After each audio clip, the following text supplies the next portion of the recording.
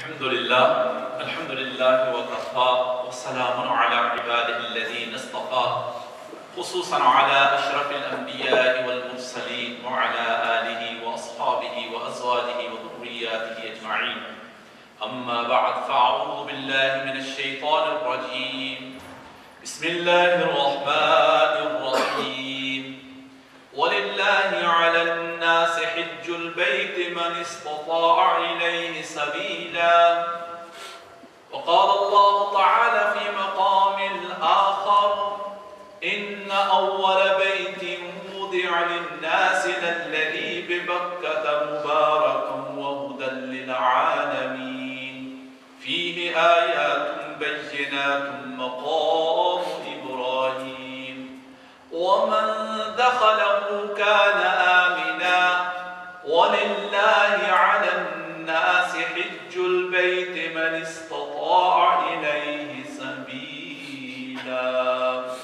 وكان الله غنيا عن العالمين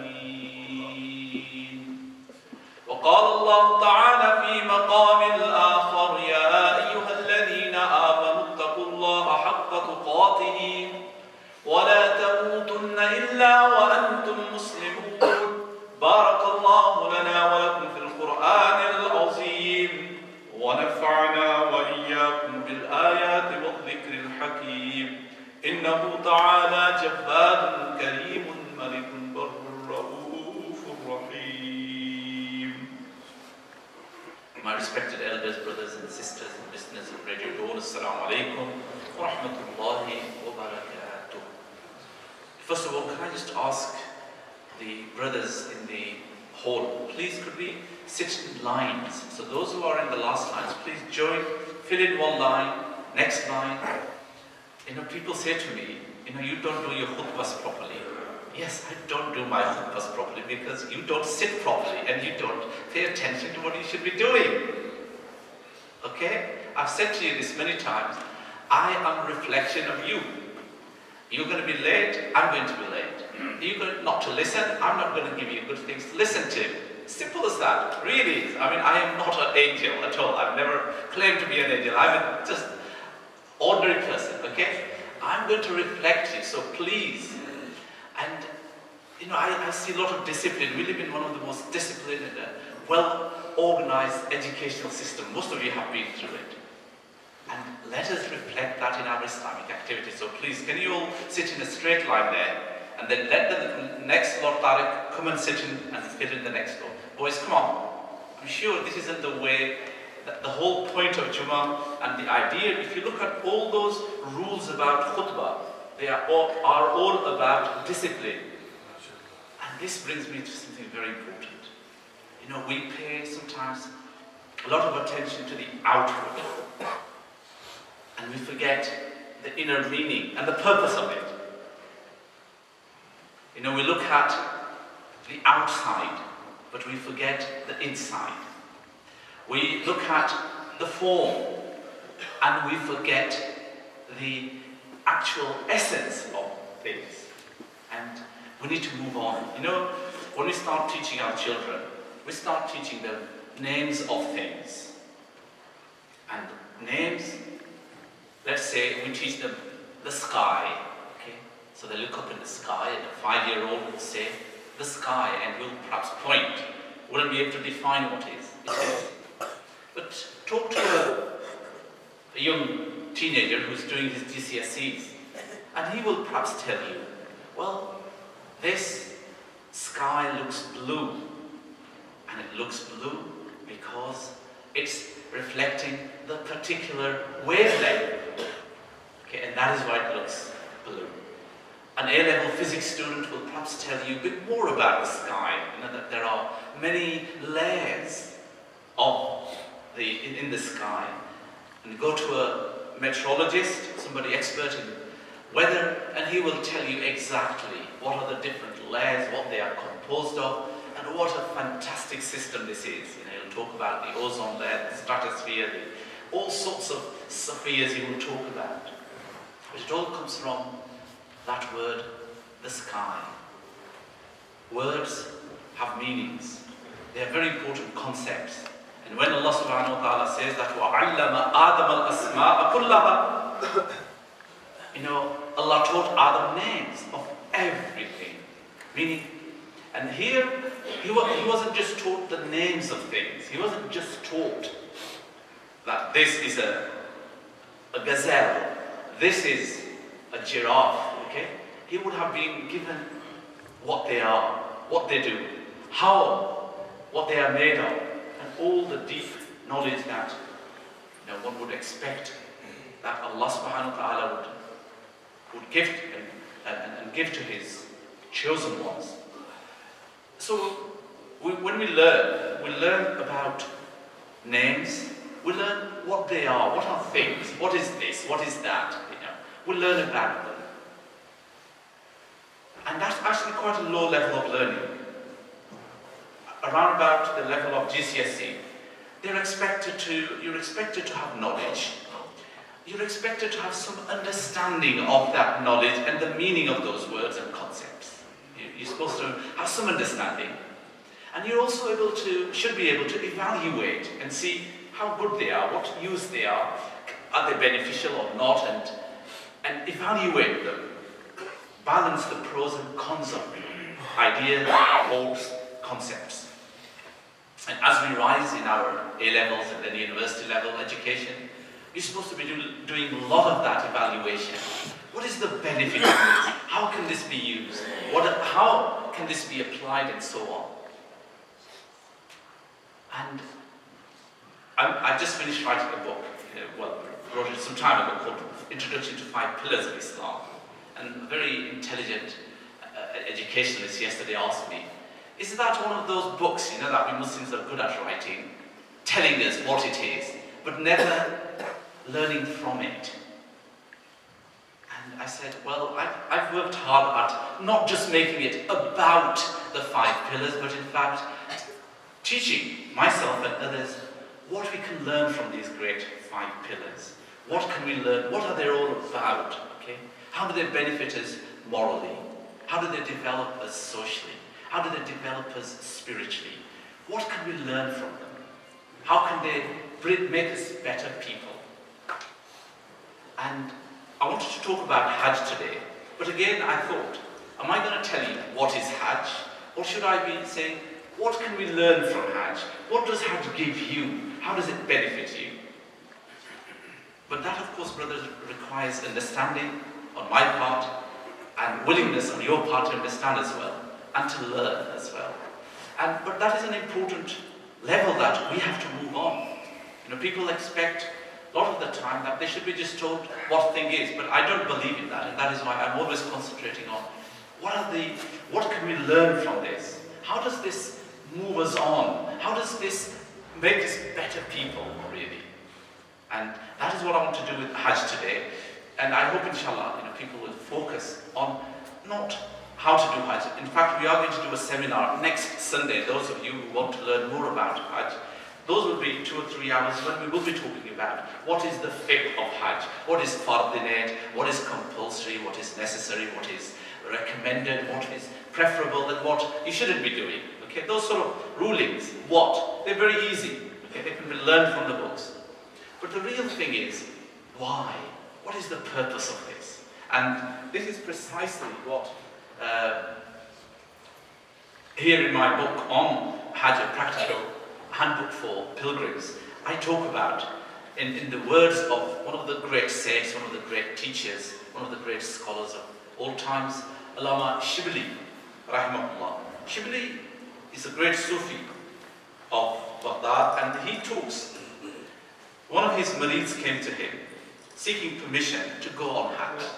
And he says to him, yes, go on Hajj. Take these 2 sacks, bring them filled back here so that we can enjoy the gifts of that wonderful place. And then the man goes, his marid goes on Hajj, and he returns.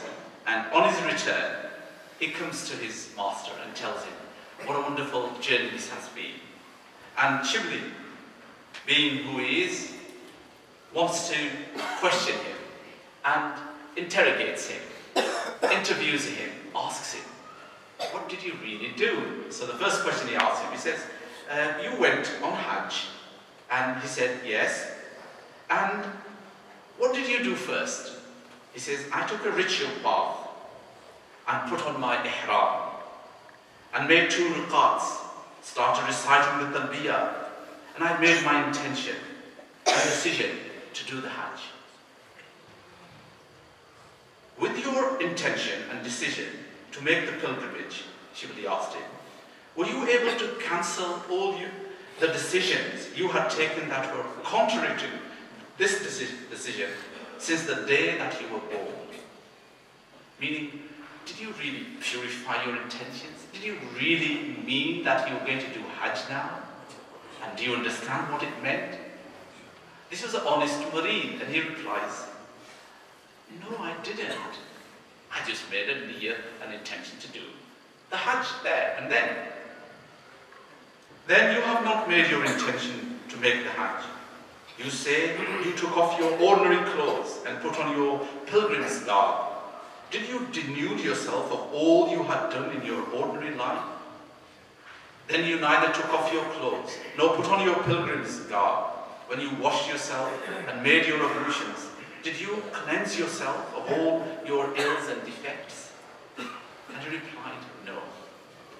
Then you did not make your ritual ablution either. When you recited the talbiyah and said, I am present, labbaik, Allahumma labbaik, labbaik, la sharika laka labbaik, innal hamda wa ni'mata laka wal mulk. Did you receive an answer from Allah? And this is when you say, oh Lord, I am here. Oh Lord, I am here. He said, when you said that, did you hear God saying, yes, I've accepted you and I've seen you here. Did you receive this? He said, no. Then he says to him, well, you did not recite the talbiyah then. You were not present.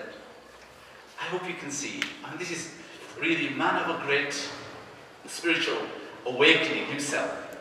Man of a great high standard who wants to see the same thing in his own murids and in his own followers. That I want you to be awakened to the reality. Not be conscious, not to be unconscious. Or let us say, not to be on your autopilot, okay? Just doing things mechanically, outwardly. Brothers, I hope you get the message. You know, there is this outward performance of things. And then there is the inner meaning and the purpose lying behind them. We have to move from this outward to the inward.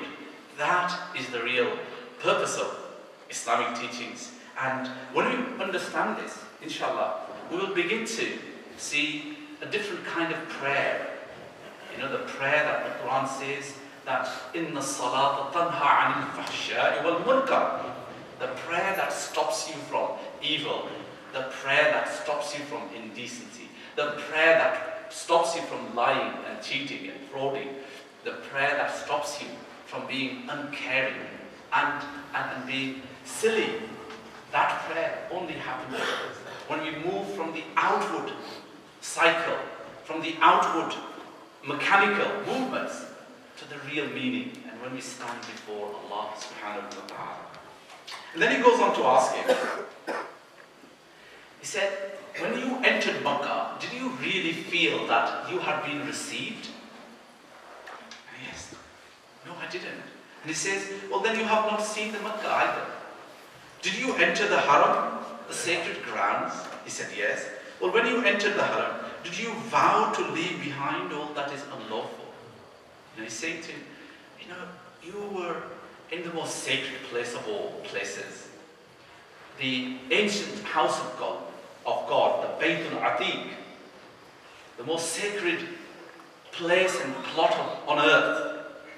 You know, the ulama said that the Kaaba is really a reflection of the celestial Kaaba, the Baytul Ma'mur up in the heavens. This is really the earthly reflection of that. And then he goes on to say, did you feel closer to God when you were in the sacred masjid? When you were in the Masjid Haram? And he says, no. And he says, then you did not enter the masjid at all. Have you seen the Kaaba? He said, yes. In seeing the Kaaba, did you achieve the goal for which you came there? hope you can see how he's prodding him, how he's making him think and reflect deeply. And inshallah, I'm not going to read the whole of this beautiful interview and interrogation by a great sheikh to a very truthful, sincere and genuine student who wants to learn and who wants to improve himself. I do urge everybody here can read, I know. We have an enlightened brothers and sisters. Do please take this book and read this beautiful interview. What happens when you do enter with what Shibli is demanding from his murid? What happens then? Well, what happens then is this. You get these sort of words. This is where Malcolm X says, "Never have I witnessed such sincere hospitality and overwhelming spirit of true brotherhood as practiced by people of all colors and race here in the ancient house of Allah, the home of Ibrahim alayhi salam and of Muhammad sallallahu alayhi wasallam. For the past week, I have been utterly speechless and spellbound by the graciousness I see displayed all around me by people of all colors." It's very interesting that all colors, you know, the narrow-minded, the bigoted people, the unintelligent people, see what? They see color, and that is how far they can see. And yesterday, last night, in question time, I hope some of you saw the superficiality, the stupidity, and the deception, and the shallowness of humanity of that person, Nick Griffin, the BNP leader, just showed you this is the bigotedness. And sadly, I've got to say we have some of those amongst us, to be honest. We have lots of us, a lot of us sadly, share that kind of narrow-mindedness and bigotedness about other people, just because of their colour, or because of their race, or because of their country, or their language. That is not the way of Islam, brothers. Many, accuse me of being too soft with others. Well, what should we be? Bigots like you and like Nick Griffin? Is that what you want to see? That kind of hatred, dislike for other human beings, just because they are a different colour, just because they are a different race, just because they speak a different language, they eat different food, they have a different culture. What a shallowness, what blindness is that? That is not humanity, brothers. Malcolm X was one of those. He was Nick Griffin's little brother, you can imagine, okay? Before he came to do the Hajj, he was a leader of the blacks, okay? Hated the whites because what the Ku Klux Klan and others were doing to the blacks in America. But when he came to do Hajj, he saw he goes on to talk about, he saw the more whiter than the Europeans, more blonder than the Europeans, the Muslims. And he saw their love, their caring, and he was so impressed. And this is why he reacted in this way. But this, because he was a man of great intelligence, undoubtedly, Malcolm X was a man of great intelligence, as his speeches reveal. And he was doing the Hajj as it ought to be done. This is what happens when you do the proper Hajj. Brothers, Hajj is a great, inshallah I'm going to continue talking about some more of the spiritual benefits of Hajj. But before I do that next week, I want you to do some reading as well. I've been talking about being good teachers and being good students. I've done my work, mashallah. I've done a lot of work on this. It took me 20 years to write this book, okay? So I did do quite a lot of research of all kinds. I've done my work for you. I want you to read some of that. And also my experience of last Hajj, when I went 2 years ago on Hajj, I put those thoughts and those spirituality of Hajj in particular in my article here. It's in the dialogue, again, available free. Please do read that. Remember, brothers, until we move from this outward, from looking at people's beards, and people actually sometimes have actually measured my beard, with a ruler, okay? Go away from such, such stupidity and outward looking at people, okay? What are they wearing? What do they look like? To the real teachings of the Deen. We've got to move on from this superficiality, but of course, this requires understanding and thought. This requires time, you see. Are we willing to read? How many of us are willing to read? This is, where we need to really, my job is to remind you, sometimes to prick your conscience, and therefore, it's not always pleasing. Don't expect to be always, given the pleasantries and the courtesies and the politeness. Sometimes be ready to receive that which will prick your conscience. I hope you come here for that. That you want to awaken your conscience, or you want it to be pampered. What is it? It's obvious. We come here to have the waz. Waz is about sometimes warning. Sometimes it's painful. And if it isn't painful, perhaps we won't learn from it. So brothers, let us reflect and think. Inshallah, this is the Muslim of Hajj. Some people are preparing to go on Hajj. I will continue to talk about this next week. But before I do that, I do really urge you to read. I put a lot of deep thoughts into the moral, the social, the spiritual dimensions of this great, one of the greatest worships, a great program of development. Hajj is about 40 days program. The Ramadan fasting is 30 days, okay? But Hajj is really about 40 days program. Sometimes it used to be even longer than that. And that is why it used to have the impact. And when a person used to come back, people used to say, Al-Hajj or Haji, because it meant he had undergone GNVQ level 4, at least. Okay? If not a half a degree. Seriously. It was a real experience of learning about people, of removing those, blindfolded people. That's what, we are. When you go out there, you see this variety of Allah's creation, different types of people. You begin to love Allah's creation, and you move out of that zone of bigotedness and of narrow-mindedness. May Allah subhanahu wa ta'ala open our eyes and make us understand the meanings of all these great worships, these programs of our development. Wa akhiru da'wana and alhamdulillah.